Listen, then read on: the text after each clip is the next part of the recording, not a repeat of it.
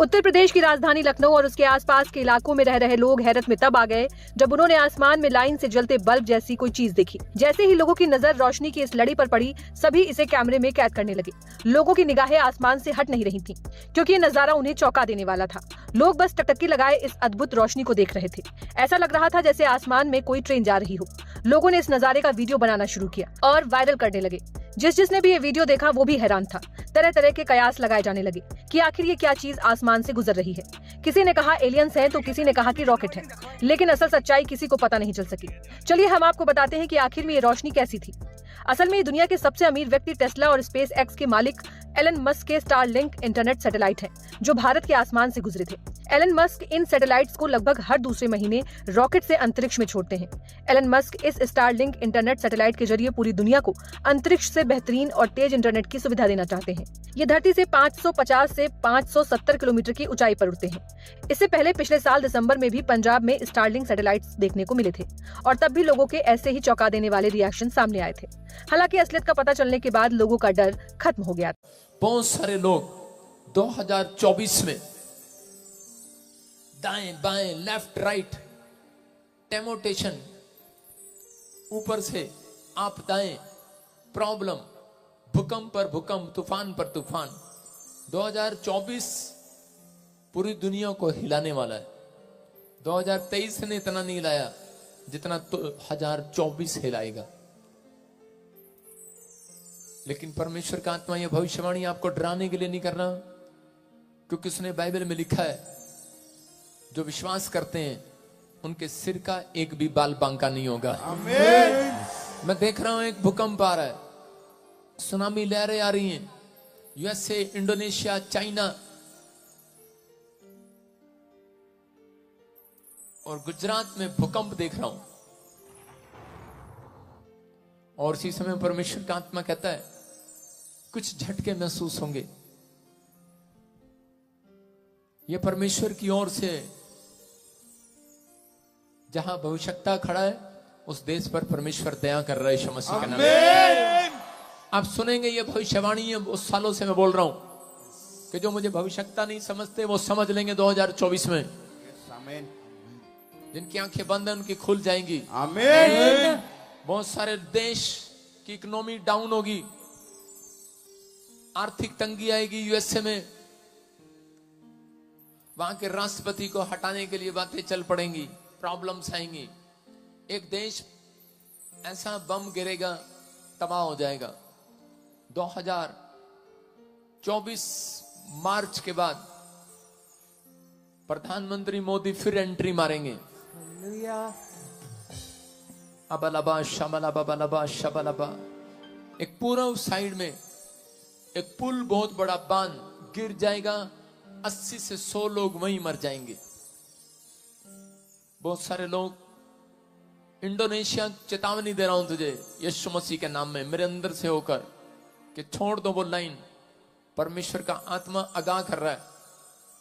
China मजबूत होने की स्थिति में हो जाएगा। चीन और यूएसए का मुंह लाल हो जाएगा। इसका मतलब है कि मैंने देखा दर्शन में कि वो लाल हो रहे हैं, पीले हो रहे हैं, काले हो रहे हैं, क्योंकि वो लड़ रहे हैं आपस में और काफी प्रॉब्लम्स को उन्हें झेलना पड़ेगा। जो स्पिरिचुअल का नाटक करते हैं, अंदर कुछ और बाहर कुछ, प्रॉब्लम्स आएंगी। मैं प्रार्थना कर रहा था, मैंने देखा अमिताभ बच्चन जी हॉस्पिटल में चले गए। मैंने पहले भी बोला था आपको 2022 में, फिर कह रहा हूं कुछ प्रॉब्लम आई है, आप दुआ करें। मैं इससे ज्यादा कुछ नहीं बोलूंगा। अबलबा शबलबा शबलबा। बहनहीन क्यों, पास्टर बहनहीन को आप जानते हैं, बुजुर्ग हो गए। मैं क्यों कह रहा हूं मुझे नहीं पता, लेकिन परमेश्वर उनके लिए भी दुआ करने के लिए बोल रहा है। मैं देख रहा हूं कुछ आने वाले समय में बहुत सारे आतंकी हमले यूरोप के ऊपर होंगे। इटली, जर्मनी, फ्रांस, ऐसे अलग अलग जगह पर कुछ प्रॉब्लम्स क्रिएट होना स्टार्ट होंगी। अबलबा शबलबा बलबा शबलबा। पवित्र आत्मा कह रहा है कि लेकिन जो लोग इस बात को अमल कर लेंगे कि मैं 2 टाइम सुबह प्रार्थना करके 2 टाइम बाइबल पढ़ के घर से निकलूंगा, परमेश्वर का आत्मा कह रहा हूं, उनका एक भी बाल, सिर का बाल बांका नहीं होगा। याद रखना, गॉड आपका फेवर करेगा इन सब बातों में। मेरा परमेश्वर फेवर करेगा आपका यीशु मसीह के नाम में। ब्रिटेन का नया किंग बनाया जाएगा, हैरी होगा उसका नाम। कोई पॉप हटा दिया जाएगा पुराना। मैं फिर कह रहा हूं कि पवित्र आत्मा बात कर रहा है जिनके नाम ANRSGHPKL से, R से, ND से, D से, आपके ऊपर कोई भी पुराना कोर्ट केस होगा, आप जीत जाएंगे यीशु मसीह के नाम में। आपका फेवर करेगा परमेश्वर। चुका है मेरे भाई बहनों, नॉर्मल सी बात है, जो लोग नहीं जानते वो ऐसी ही बात करेंगे। हमारे परमेश्वर ने हमें शिक्षा दी है कि हमें शांत रहना है, किसी भी हालत में, किसी भी मुश्किलों में हमें अपना क्रोध जाहिर नहीं करना है, क्योंकि जब हम क्रोध कर देंगे तो हमारे साथ बहुत कुछ बुरा हो सकता है। परमेश्वर ने हमें शांति का परमेश्वर दिया है, क्योंकि हम लोग जब प्रार्थना सभाएं लगाते हैं, जब प्रार्थनाओं में जाते हैं, वहां पे हमें गुप्तों में जाके प्रार्थना करनी पड़ रही है। उसका मुख्य कारण क्या है, इस पे हमें गौर करना है। और क्यों ऐसा हो रहा है, क्योंकि हमारा परमेश्वर कोई ऐसा परमेश्वर नहीं है जिसे हम बोलने में शर्माए। हमारा परमेश्वर ऐसा परमेश्वर नहीं है कि उसके कोई दाग है जिसे हम छुपा रहे हैं। हमारा परमेश्वर कोई ऐसा नहीं है जो कुछ अनर्थ कर कर रखा हुआ है कि हम उस वजह से आज गुप्त स्थानों में जाके प्रार्थना करते हैं। हमें प्रार्थना करनी है, हम दिल खोल के सबके लिए प्रार्थना कर सकते हैं। जब हम इस चीज को अपने अंदर डाल देंगे कि अपने पड़ोसी को बताते हुए हमें झिझक ना हो, हमें कोई खौफ ना हो। जब हम बंद कमरे में किसी चीज को करते हैं तो लोगों की शंका जाहिर होती है। हमें परमेश्वर की बातों को सुनना तो है, परंतु उसे बयां करना भी आना चाहिए। हमें क्लियर बताना आना चाहिए कि हम क्या करते हैं, कैसे करते हैं और क्यों करते हैं।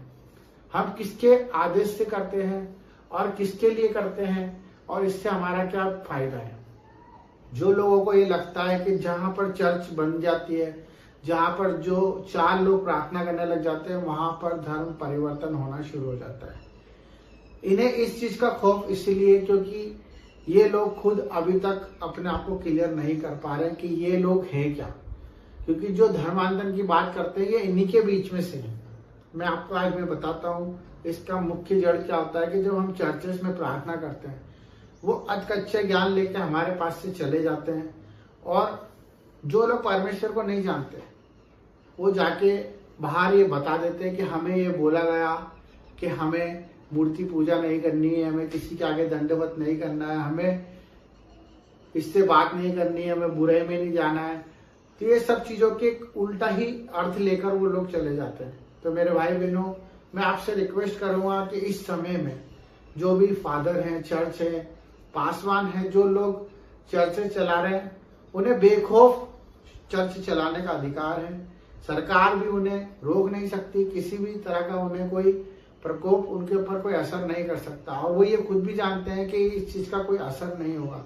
परंतु मैं सिर्फ ये बताना चाहता हूँ कि जो लोग परमेश्वर के अधीन होना चाहते हैं, चर्च में आना चाहते हैं, उनसे सही रीति से शिक्षा दी जाए और उन्हें सबसे पहले ये चीज समझाई जाए कि आप अगर आ रहे हो तो अपनी मर्जी से आ रहे हो और अपनी मर्जी से हर एक काम कर रहे हो।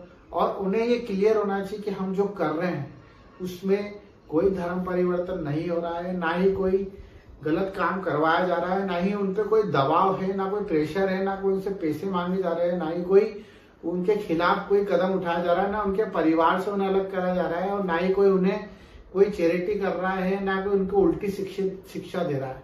हमें कड़क स्वभाव में आके ये काम करना पड़ेगा, क्योंकि बहुत से ऐसे लोग हैं जो सिर्फ अपने फायदे के लिए चर्च में आते हैं, प्रार्थना सभाओं में जुड़ते हैं कि हमारा कल्याण हो जाए, हमारा फायदा हो जाए।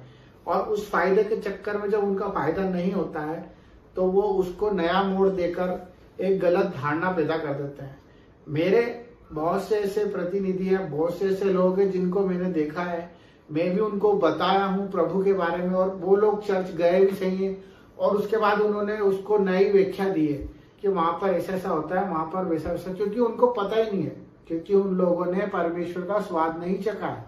मैं आप सबसे निवेदन करना चाहता हूँ, प्रार्थना करना चाहता हूँ कि आप लोग थोड़ा सा कड़क स्वभाव में आ जाएं, क्योंकि इन्हें लगता है कि परमेश्वर ने हमें सिर्फ शांत स्वभाव दिया, सहन करने की ताकत दी है और हमें सिर्फ चुप रहने का आदेश दिया। ऐसा नहीं है। हमें सच के लिए प्रभु ने बोलने के लिए कहा है कि हम सच बोलने से ना घबराएं। हमें अच्छे लोगों की संगति में रहना है। हमारा परमेश्वर कहता है कि हमें ज्यादा लोगों से कोई मतलब नहीं है। हमें सिर्फ एक आत्मा जो परमेश्वर को जान पाए, हम उस तक पहुंच पाए। तो हमें ना ही कोई ऐसा कदम उठाना है जिससे हमारे परमेश्वर की बुराई हो, और ना ही कोई ऐसे चर्चों में, स्कूलों में जो वाद विवाद होते हैं उससे हमें नजरअंदाज करना है। हमें बाकायदा उस पर अपनी प्रतिक्रिया देनी है, उससे क्लियर करना है, जस्टिफाई करना है, क्योंकि ये आपके साथ भी हो रहा है। आपको भी पता है कि आज आप जहां जहां प्रार्थना सभा करते हैं वहां पे उससे एक अलग ही नाम दे दिया जाता है कि वहां पर कुछ गलत शिक्षा दी जा रही है।